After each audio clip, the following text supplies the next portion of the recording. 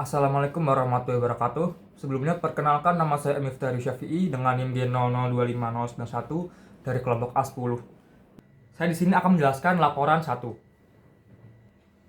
Pada laporan 1 ini terdapat soal yaitu Tok Dalang 65 tahun datang ke rumah sakit A dengan keluhan nyeri di bagian punggung bawah sejak 1 minggu yang lalu.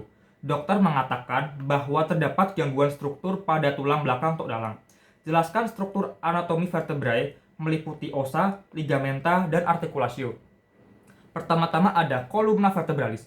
Jadi kolumna vertebralis ini terdiri dari 33 vertebrae, ada 7 vertebrae cervicals, ada 12 vertebrae thoracic, ada 5 vertebrae lumbar, ada 5 vertebrae sacrum, dan yang terakhir itu ada 4 vertebrae coccyx.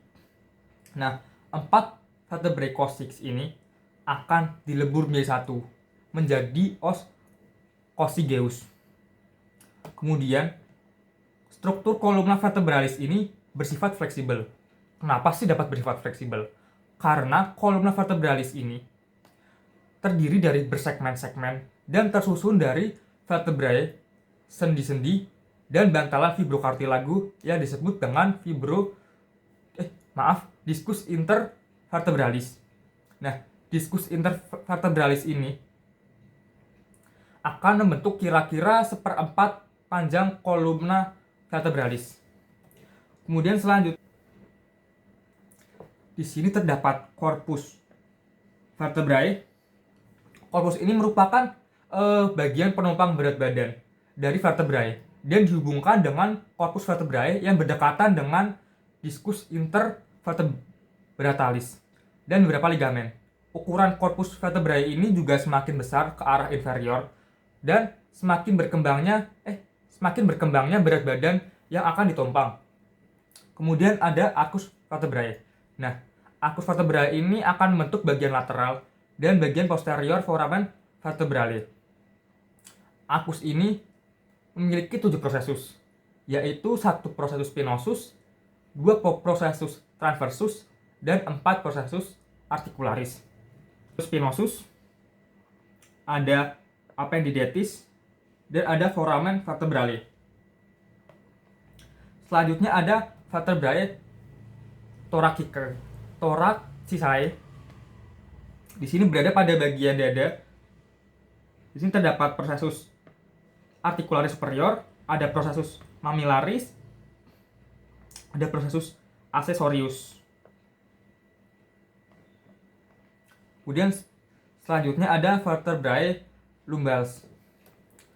Vertebrae lumbals ini ada struktur-struktur yang penting, yaitu corpus vertebrae, foramen vertebrale, pendiculus vertebrae, dan lamina arcus vertebrae. Selanjutnya saya akan menjelaskan tentang vertebrae sacrals. Oh ya, ini sebelumnya mohon maaf, ini kebalik. Seharusnya fascias pelvina ini yang berada di kiri dan fascias dorsal ini yang berada di bagian kanan. Karena dorsal itu kan termasuknya bagian belakang. Pertama-tama ada fascias pelvina. Dia itu menghadap ke bagian anterior ataupun ke bagian depan. Kemudian dia tuh memiliki foramina sacralis anterior yang akan membentuk derivat foramen intervertebrale yang akan dilewati oleh rami anterior nervus sacralis dan arteri sacralis lateralis. Selanjutnya ada fascias dorsalis. Di sini terdapat crista sacralis mediana untuk derivat processus spinosus. Kemudian ada crista sacralis lateralis yang berfungsi untuk derivat procasus transversus. Kemudian ada foramina sacralia posteriora yang akan membentuk derivat foramen intervertebrale yang berfungsi untuk tempat keluarnya rami dorsalis nervus sacralis. Kemudian selanjutnya ada vertebrae coccygea ataupun os coccygeus. Ini terdapat struktur penting yaitu cornucoccygeum, vertebrae Coccygea 1, vertebrae Coccygea 2, dan vertebrae Coccygea 3 hingga ke 5. Kemudian yang kedua, yang selanjutnya ada diskus intervertebralis. Di sini tuh bentuknya tuh seperti kaset ataupun piringan. Kemudian struktur pentingnya ada annulus fibrosus. Dia tuh bentuknya tuh seperti cincin kolagen yang tersusun atas jaringan fibrokartilago. Kemudian ada nukleus pulposus yang bentuknya tuh kayak setengah cair dan berfungsi untuk mempermudah pergerakan kolumna vertebralis. Kemudian ada articulatio atlanto-occipitalis. Di sini terdapat pada bagian agak tengah itu dihimpit oleh sulcus sinus sigmoidei dan atlas arcus posterior. Ini tuh artikulasi ini yang dapat memungkinkan seseorang menganggukkan kepalanya, menggerakkan ia, sehingga bisa dibilang ini memungkinkan ekstensi dan fleksi serta fleksi lateral pada kepala. Kemudian ada articulatio atlanto-axillaris lateralis. Ini adalah articulatio yang terbentuk dari os sakral dengan os aksis yang terdiri dari 3 articulatio. Yang pertama, ada satu buah articulatio atlanto-axial medial yang terbentuk dari hubungan antara fascies articularis anterior dengan fovea dentis ot atlas. Articulatio ini bersifat trochoid. Kemudian ada 2 buah articulatio atlanto-axial lateral yang terbentuk dari fascies articularis interior os atlas dengan fascies articularis os superior axial. Articulatio ini bersifat celaris. Artikulatio ini juga memungkinkan terjadinya gerakan menggeleng kepala ataupun tidak, atau gerakan rotasi terhadap sumbu vertikal. Kemudian yang selanjutnya ada ligamenta. Ligamenta ini terdiri dari ligamentum longitudinal anterius. Ligamentum ini akan berjalan dari fascies pelvina hingga ke tuberculum anterius VC1 dan bagian anterior foramen magnum. Ligamentum ini berfungsi untuk mencegah hiperekstensi dari kolumna vertebrae dan menjaga kestabilannya. Kemudian ada ligamentum longitudinal posterior. Ini merupakan ligamentum yang ukurannya lebih kecil dan lebih lemah jika dibandingkan dengan ligamentum longitudinal anterior. Ligamentum ini berfungsi untuk mencegah hernia, nukleus pulpus ke arah posterior, dan juga memiliki reseptor nyeri yang cukup banyak. Kemudian ada ligamentum supraspinal. Ligamentum ini akan menghubungkan ujung-ujung processus spinosus dari VC 7 hingga sakrum. Kemudian ada ligamentum nuchae. Ligamentum ini berbentuk seperti segitiga apabila dilihat dari bidang sagittal. Lalu ini memiliki fungsi yaitu untuk mencegah fleksi berlebihan pada kepala dan menggerakkan kembali ke posisi anatomis tubuh. Oke, kita akan lanjut ke laporan yang kedua. Oke, lanjut ke laporan berikutnya, yaitu laporan 2. Seorang anak bernama Dudung, 9 tahun, datang ke IGD setelah jatuh dari pohon mangga. Ia terjatuh dengan posisi miring ke kiri. Saat ini Dudung mengalami kelemahan gerak dan kehilangan sensasi di sepanjang lengan kirinya. Dokter mencurigai adanya cedera pada plexus brachialis kirinya. Jelaskan rangkaian susunan dari plexus brachialis. Yang pertama-tama itu plexus brachialis terbagi menjadi 3 fasciculus.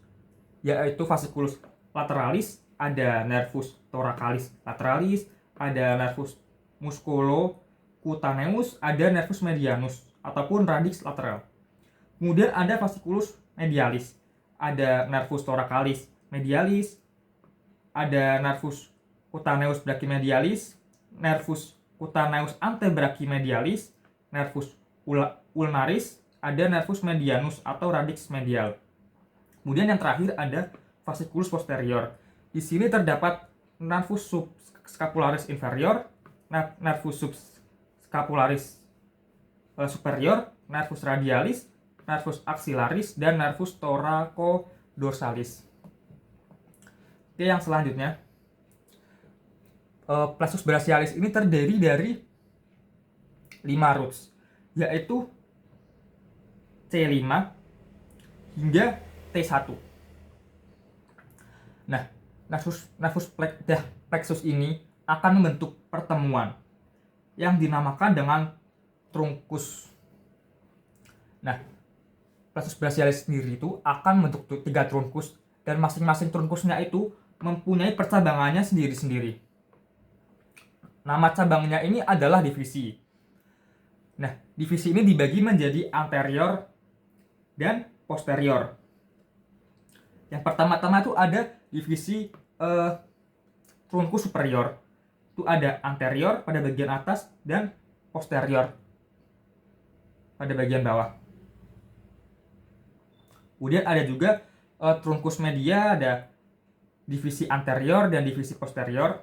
Kemudian ada divisi inferior yang ada trunkus inferior yang akan bercabang menjadi 2, yaitu divisi posterior dan divisi inferior. Maksudnya anterior. Lalu divisi-divisi tersebut akan bertemu dan akan menyatu sehingga membentuk yang namanya itu fasciculus atau cord. Nah, fasciculus atau cord ini terbagi menjadi 3, yaitu lateral, posterior, dan medial. Yang pertama itu ada divisi anterior dari trunkus superior, itu akan membentuk fasciculus lateralis. Sedangkan divisi anterior dari trunkus inferior akan membentuk fasciculus medialis. Sedangkan lalu semua divisi posterior dari semua trunkus akan membentuk fasciculus posterior. Nah, fasciculus tadi akan bercabang lagi membentuk syaraf. Itu ada syaraf musculocutaneus, ada nervus axillaris, ada nervus radial, ada nervus median, dan ada nervus ulnar. Oke, mungkin saja yang bisa saya jelaskan. Selanjutnya akan lanjut ke slide selanjutnya dan laporan selanjutnya. Selanjutnya saya akan menjelaskan laporan ketiga, yaitu Minho, 33 tahun, merupakan seorang atlet lari cepat ataupun sprint. Suatu hari, ketika sedang berlatih, Minho tiba-tiba mengeluh nyeri hebat di tungkai kanan atasnya. Berdasarkan kasus tersebut, jelaskan anatomi regiofemoralis, meliputi osa, muskuli, dan inervasi. Yang pertama-tama ada os femur. Di os femur ini ada kaput ataupun kepala. Kaput ini akan bersendi ataupun menyatu dengan os coxae yang dinamakan dengan acetabulum. Kemudian di sini ada bagian badan os femur. Lalu pada bagian bawah ini ada lateral condyle. Kemudian pada bagian belakang atau bagian posterior terdapat quadras tubercle, ada linea aspere yang seperti ini, ada tonjolan 2. Kemudian selanjutnya ada femoralis anterior. Di femoralis anterior ini terdapat musculus iliopsoas. Musculus iliopsoas ini akan berorigo dengan fossa iliaca dan akan menginervasi nervus femoralis. Kemudian muskulus iliopsoas ini akan membagi menjadi dua, yaitu muskulus psoas mayor dan muskulus iliacus. Nah, muskulus psoas mayor ini akan berorigo dengan processus transversus dan akan menginervasi plexus lumbalis. Kemudian yang selanjutnya ada musculus quadriceps femoralis. Yang pertama-tama ada musculus rectus femoralis. Ini akan berorigo dengan kaput lurus, kemudian kaput refleksi. Kemudian akan menginversi nervus femoralis. Kemudian ada nervus vastus lateralis yang berada di bagian lateral. Ada vastus medialis yang berada pada bagian samping. Itu ketiga-tiganya tadi akan menginervasi nervus femoralis. Kemudian ada vastus intermedius juga di sini. Di sini ada musculus tensor fasciae latae yang akan berorigo dengan sias, lalu akan menginervasi nervus gluteus sub. Kemudian selanjutnya ada musculus sartorius. Ini akan berorigo dengan sias dan akan menginervasi nervus femoralis. Kemudian selanjutnya ada musculus quadriceps femoralis. Nah, pada musculus ini terdapat musculus pectineus. Musculus ini akan menginversi nervus obturatorius bersama dengan musculus abductor brevis, musculus gracialis, dan musculus abductor longus. Kemudian ada juga musculus obturator externus. Musculus obturator externus ini akan menginervasi nervus obturatorius.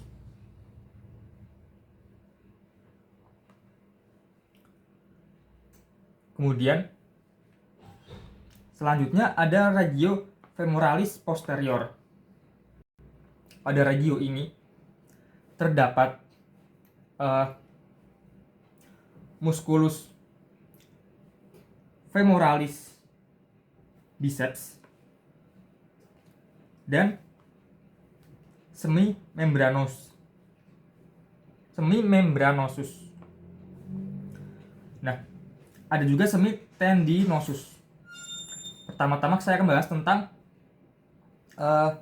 musculus biceps femoralis yang pendek. Ini akan diinervasi oleh nervus ischiadicus. Kemudian semitendinosus ini akan diinervasi oleh nervus ischiadicus. Oke, segitu saja penjelasan dari saya. Mohon maaf jika terdapat kurang ataupun kesalahan kata. Wassalamualaikum warahmatullahi wabarakatuh.